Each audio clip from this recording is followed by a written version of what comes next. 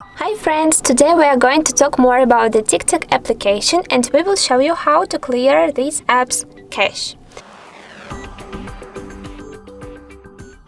So let's go to the TikTok app, pick on it one time, go to the profile page and tap on the three lines icon at the screen corner, choosing settings and privacy.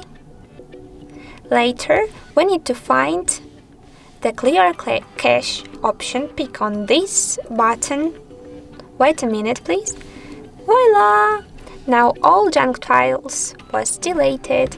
So guys, if you liked this video and it was useful, don't forget about likes too, and don't forget to subscribe to our YouTube and of course TikTok HardReset.Info channels.